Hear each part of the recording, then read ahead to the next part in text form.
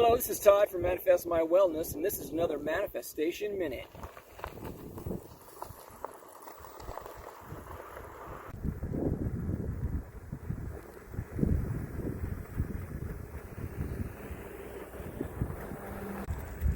On today's Manifestation Minute, we'll talk about how to get up and get out.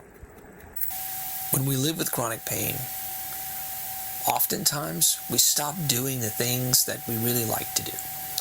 We don't go out as often, maybe. Perhaps we don't go to those social events with our families. I used to go geocaching with my kids at about the time that I had my incident, and just recovering. There was no way I was going to go out and geocache. I couldn't feel my leg. And it was very difficult on uneven terrain. I didn't know myself in that environment. And that gets into your head sometimes when you don't know yourself in the environment. But that's just a matter of envisioning yourself in the environment and then discovering ways that you can help yourself in that environment. Pain should never keep you from living.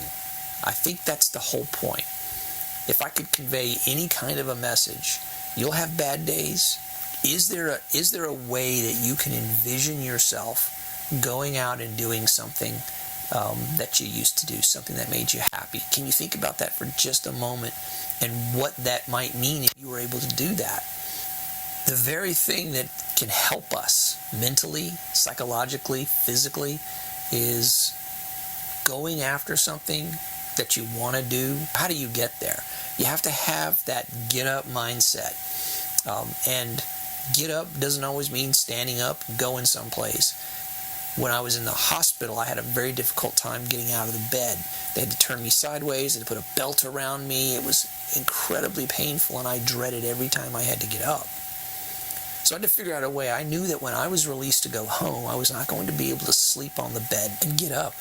We didn't have nurses at home to help me get up and get around. I had a shower chair. I had to have help in the shower. I had to have help in the bathroom. It was a whole thing. I couldn't lift my arms at all.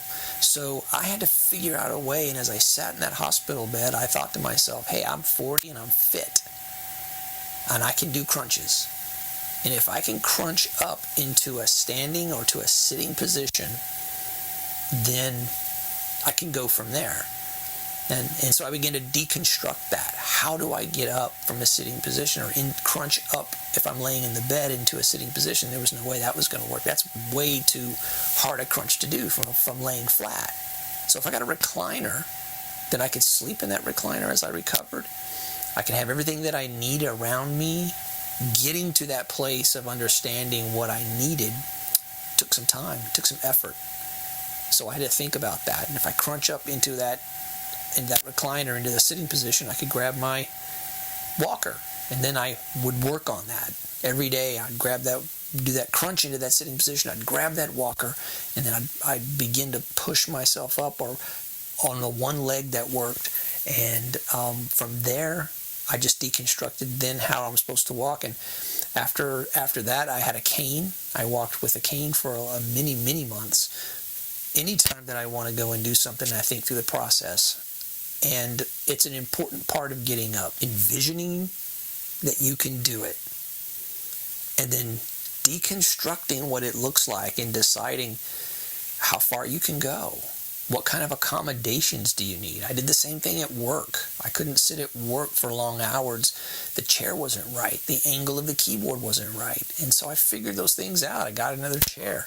I actually bought a keyboard stand that sat on the desk, and it wasn't the right length, so I took a saw out and I cut it down. You do whatever it takes so that you can be comfortable enough to do the things you want to do. Getting up is about having that state of mind of just figuring it out, because you want to go and do whatever it is you want to do.